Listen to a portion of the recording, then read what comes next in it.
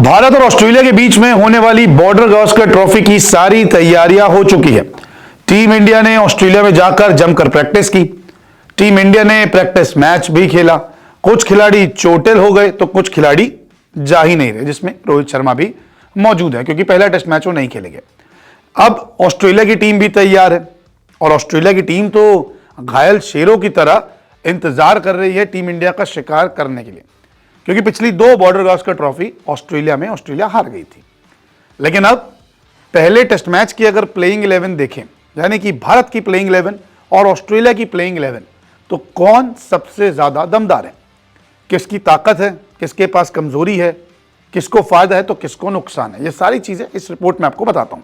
सबसे पहले पहला टेस्ट मैच जो है पर्थ में होने वाला है और 22 से 26 नवंबर के बीच में ये होगा। समय 7:50 सुबह भारतीय समय अनुसार। तो आप भारत में जब ये टेस्ट मैच देखने के लिए बैठेंगे तो आप सुबह से ही इस टेस्ट मैच को एंजॉय करेंगे। अब एक एक करके दोनों टीमों की प्लेइंग 11 पे नजर डालते हैं, फिर देखते हैं ताकत कमजोरी। रोहित शर्मा तो नहीं है तो जसप्रीत बुमराह कप्तानी करने वाले हैं, लेकिन ओपनिंग जोड़ी कैसी होगी? ओपनिंग जोड़ी में यशस्वी जायसवाल, लोकेश राहुल आपको दिखेंगे। अब रिपोर्ट जो सामने आ रही है वो ये कह रही है कि नंबर 3 पर अभिमन्यु ईश्वरन आ सकते हैं, क्योंकि शुभमन गिल चोटिल, अंगूठा चोटिल करवा बैठे हैं वो। फिर विराट कोहली, ऋषभ पंत, रविंद्र जडेजा, वॉशिंगटन सुंदर और 4 मीडियम पेसर, जसप्रीत बुमराह कप्तान, मोहम्मद सिराज, आकाशदीप और प्रसिद्ध कृष्णा, क्योंकि इन्होंने अभी इंडिया ए के लिए ऑस्ट्रेलिया में जाकर खेला था। यह संभावित प्लेइंग 11 अभी सामने आ रही है कि इन कॉम्बिनेशंस के साथ कोच गौतम गंभीर और कप्तान जसप्रीत बुमराह जा सकते हैं। अब ऑस्ट्रेलिया की टीम देखें, थोड़े बहुत नाम आपको नए भी लगेंगे, लेकिन आप जब नाम एक एक करके पढ़ेंगे तो आपको लगेगा कि ये तो टीम इंडिया से काफ़ी बेहतर है। उस्मान ख्वाजा, नेथन मैक्सविनी, ये नए खिलाड़ी हैं और बड़ी अच्छी ओपनिंग करते हैं, तो यहाँ पे ओपनर ये आपको दिख सकते हैं। हालांकि जॉस इंग्लिश भी है इस टीम का हिस्सा, लेकिन नए खिलाड़ी को यहाँ पे चांस दिया जा सकता है। Steve Smith, Marnus Labuschagne, Mitchell Marsh, Alex Carey, Pat Cummins, Mitchell Starc, Josh Hazlewood, Nathan Lyon और स्कॉट बोलेंड। तो आप इन 11 खिलाड़ियों को अगर आप पढ़ेंगे, टीम देखेंगे, तो जहन में सिर्फ एक ही चीज़ आएगी कि ये कितनी तगड़ी टीम दिख रही है, क्योंकि हमारी टीम में ना रोहित शर्मा दिखे, ना ही हमें शुभमन गिल दिखे। तो ऐसे में ऑस्ट्रेलिया की अगर प्लेइंग 11 देखें तो कहीं ना कहीं मुझे दमदार दिखती है, क्योंकि भारतीय टीम के पास अगर आप देखेंगे थोड़ी सी यहाँ पे अनएक्सपीरियंस टीम दिखेगी, गेंदबाजी में भी और एक 3 नंबर के बल्लेबाज में भी। लेकिन ऑस्ट्रेलिया अगर देखेंगे तो यहाँ पर कमजोरी जो है वो बहुत कम दिखती है। अब बात करते हैं ताकत कमजोरी फायदा नुकसान पर। शुरुआत इंडिया से करते हैं। ताकत कमजोरी फायदा नुकसान क्या है? ताकत विराट कोहली, जसप्रीत बुमराह और ऋषभ पंत।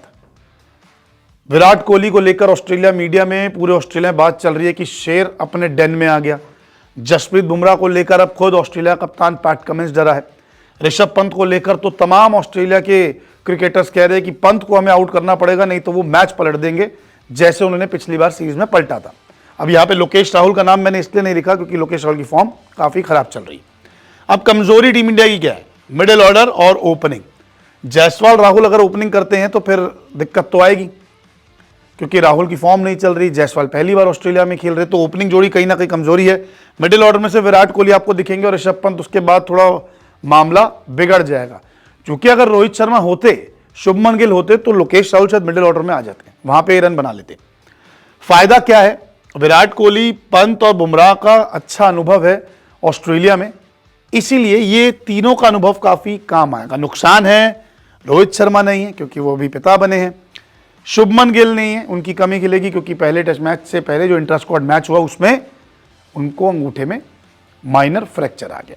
तो ये ताकत कमजोरी फायदा नुकसान है। अब ऑस्ट्रेलिया की बात करें तो बैटिंग और बॉलिंग, जैसा मैंने कहा कि इनकी तो मुझे कहीं से कमजोरी दिख नहीं रही, क्योंकि इतनी स्ट्रांग टीम दिख रही है। कमजोरी जो इनकी एक है वो ये है कि नेथन मैक्सविनी जो है ये नए ओपनर है, अगर यही जल्दी आउट हो गए दोनों पारियों में पर टेस्ट में तो कहीं ना कहीं मामला बिगड़ जाएगा। तो टीम इंडिया को यहाँ पर एक बढ़त बन जाएगी, एक प्रेशर बना देगी टीम इंडिया। तो ये कमजोरी मुझे ऑस्ट्रेलिया की नजर आती है। फायदा ये है कि भाई आप घर में खेल रहे हैं अपने घरेलू कंडीशंस में, तो अपने घरेलू कंडीशंस में तो हर कोई शेर होता है, हालांकि टीम इंडिया को तो अभी न्यूजीलैंड ने हराया, लेकिन ऑस्ट्रेलिया बहुत मजबूत दिख रही है। नुकसान यह है कि पिछली 2 सीरीज हारी हुई है, जीतने का इनको जुनून है, जोश है।